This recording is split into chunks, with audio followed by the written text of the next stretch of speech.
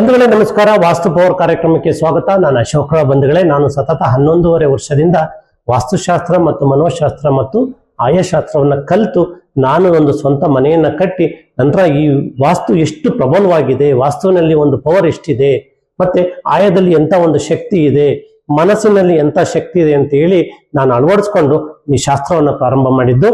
ನಾನು ಇದ್ರ ಹಿಂದೆ ನಾನು 2014ರಲ್ಲಿ ನಾನು ಸಂಪೂರ್ಣ ಆರೋಗ್ಯದಲ್ಲಿ ಜೀರೋ, ಹಣಕಾಸಿನಲ್ಲಿ ಜೀರೋ, ಮತ್ತೆ ಸಾಂಸಾರಿಕ ಜೀವನದಲ್ಲಿ ಏಳು ಬೀಳುಗಳು ಜಾಸ್ತಿ ಆಗಿದೆ. ಅಷ್ಟರಲ್ಲಿ ಸಾಂಸಾರಿಕ ಜೀವನನೇ ಬೇಡ ಅನ್ನೋ ಒಂದು ಮಟ್ಟಕ್ಕೆ ಹೋಗಿದ್ದೆ.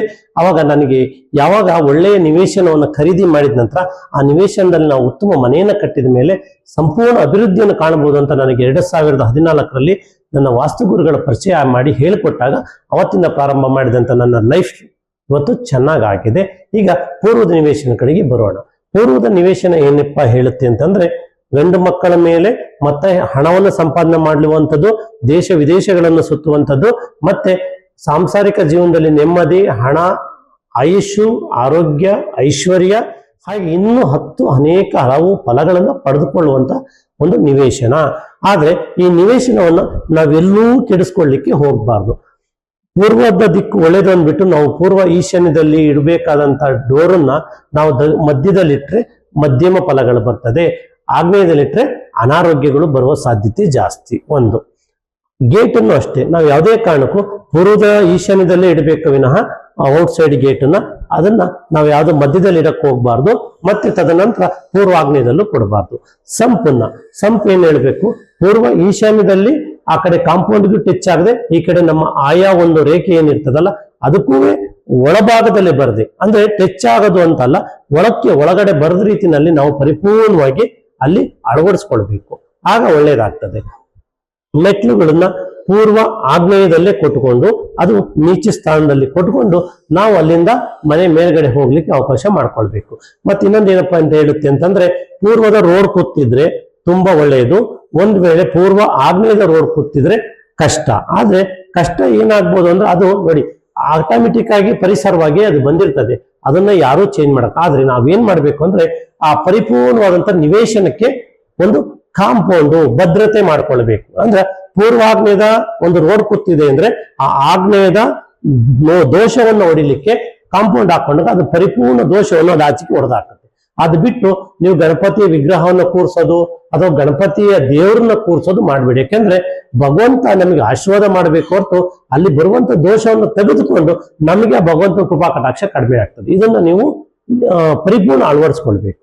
ತದನಂತರ ಮುಂದೆ ಆಗ್ಬೇಕಾಗಿದ್ದೇನಪ್ಪ ಅಂದ್ರೆ, ಯಾವುದೇ ಕಾರಣಕ್ಕೂ ಪೂರ್ವ ಆಗ್ನೇಯದಲ್ಲಿ ಅಥವಾ ಮಧ್ಯದ ಪೂರ್ವದಲ್ಲಿ ಸಂಪನ್ನ ಕೊಡಬಾರದು.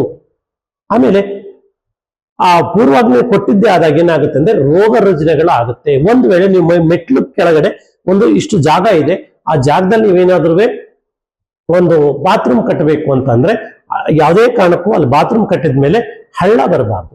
ಅಂದ್ರೆ ಈಶಾನ್ಯ ಎತ್ತರವಾಗಿ ಆಗ್ನೇಯ ತಗ್ಗಾದಾಗ ನಿಮಗೆ ದೋಷ ಬರುವ ಸಾಧ್ಯತೆ ಜಾಸ್ತಿ ಇದೆ.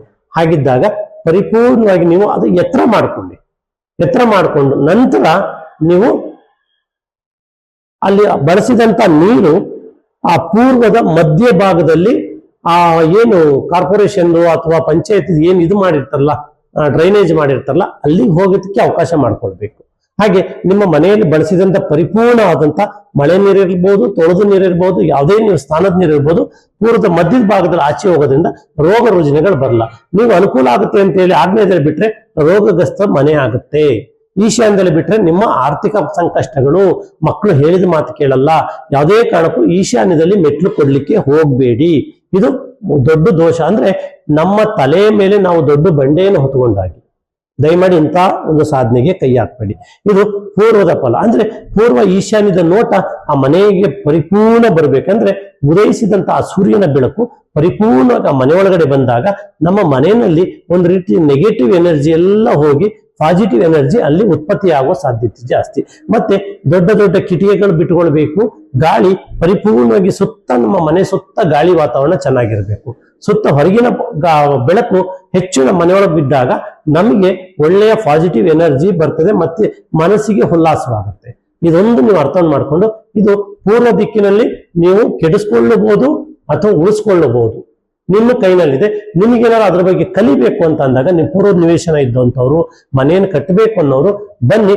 ಫಸ್ಟ್ ಮನೆಯ ಪರಿಪೂರ್ಣ ಅಷ್ಟ ದಿಕ್ಕುಗಳ ವಾಸ್ತು ಅಂದ್ರೆ 4 ಉತ್ತಮ ದಿಕ್ಕುಗಳು, 4 ಮಧ್ಯಮ ದಿಕ್ಕುಗಳು. ನಾವು ಮಧ್ಯಮ ಜೀವನ ಮಾಡ್ಲಿಕ್ಕೆ ಬಂದಿಲ್ಲ, ಉತ್ತಮ ಜೀವನ ಮಾಡ್ಲಿಕ್ಕೆ ಬಂದಿದ್ವಿ. ನಮಗೇನೇನ್ ಬೇಕು? ಹಣ, ಆರೋಗ್ಯ, ಆಯುಷ್ಯು, ಸಾಂಸಾರಿಕ ಜೀವನ, ಮಕ್ಕಳ ಉತ್ತಮ ಭವಿಷ್ಯ, ಜೊತೆಯಲ್ಲಿ ನಾವು ಗಳಿಸಿದಂತ ದುಡ್ಡು ಪರರ ಪಾಲಾಗದೆ ನಾವು ಅನುಭವಿಸ್ಬೇಕು. ನಾವು ಗಳಿಸಿದಂತ ಏನು ಐಶ್ವರ್ಯ ಇರ್ತದಲ್ಲ ಅದು ನಾವು ಅನುಭವಿಸ್ಬೇಕು. ನಮ್ಮ ಕುಟುಂಬದ ನಾವು ಅನುಭವಿಸ್ಬೇಕು. ಅದು ಬಿಟ್ಟು ಯಾರೋ ಪರರ ಪಾಲ್ ಮಾಡೋ ರೀತಿ ಮಾಡ್ಕೊಳ್ಬೇಡಿ. ಚೀಟಿ ಹಾಕಿ ಕಳ್ಕೊಳ್ಳೋದು, ಸಾಲ ಕೊಟ್ಟು ಕಳ್ಕೊಳ್ಳೋದು, ಆಮೇಲೆ ಚಿನ್ನ ಒಡವೆನ ಯಾರಿಗೋ ಕೊಟ್ಟು ಕಳ್ಕೊಳ್ಳೋದು, ಯಾರಿಗೋ ನಿಮ್ಮ ಆಸ್ತಿಯನ್ನ ಅಡ ಇಟ್ಟು ಸಾಲ ಕೊಡ್ಸೋದು, ಶ್ಯೂರಿಟಿ ಹಾಕೋದು, ಇಂಥವೆಲ್ಲ ದೋಷಗಳು ಬಂದು ಕಳ್ಕೊಳ್ಳೋದು ಇಂಥ ಇದರಲ್ಲೇ. ಆಗ ನೀವೇನಾದ್ರು ನಿಮ್ಗೆ ಒಳ್ಳೆಯ ಒಂದು ವಾಸ್ತುವಿನ ಒಂದು ಶಕ್ತಿ ಬಂತು ಅಂದ್ರೆ ನಿಮ್ಗೆ ಇಂಥ ಮನಸ್ಥಿತಿಗಳು ಬರಲ್ಲ. ಇಲ್ಲಿ ಏನಾದ್ರು ದೋಷಗಳಿದ್ದಾಗ ನಿಮ್ಗೆ ಈ ತರ ಸಹಾಯ ಮಾಡಕ್ ಹೋಗಿ ನಿಮ್ಮ ಕೈಯನ್ನ ನೀವು ತಗಲಾಕಿಸ್ಕೊಳ್ಬಿಡ್ತೀರಿ. ಹಾಗಂತ ಹೇಳ್ತಾ ಇದು ಪೂರ್ವದ್ದು. ನೆಕ್ಸ್ಟ್ ದಕ್ಷಿಣದ ಬಗ್ಗೆ ಹೇಳ್ಕೊಡ್ತೀನಿ. ಓಕೆ, ಈ ಕಾರ್ಯಕ್ರಮವನ್ನು ಯಾರು ನೋಡ್ತಾ ಇದ್ದೀರಿ ಪರಿಪೂರ್ಣವಾಗಿ ನೋಡಿ ಕೊನೆ ತನಕ. ಹಾಗಂತ ಹೇಳ್ತಾ ಎಲ್ಲರಿಗೂ ನಮಸ್ಕಾರ, ಧನ್ಯೋಸ್ಮಿ. ನನ್ನ ಚಾನಲ್ ಅನ್ನ ನೋಡಿ ಲೈಕ್ ಮಾಡಿ, ಶೇರ್ ಮಾಡಿ, ಸಬ್ಸ್ಕ್ರೈಬ್ ಮಾಡಿ ಅಂತ ಹೇಳ್ತಾ ಮತ್ತೊಮ್ಮೆ ಎಲ್ಲರಿಗೂ ಧನ್ಯವಾದಗಳು. ನಮಸ್ತೆ.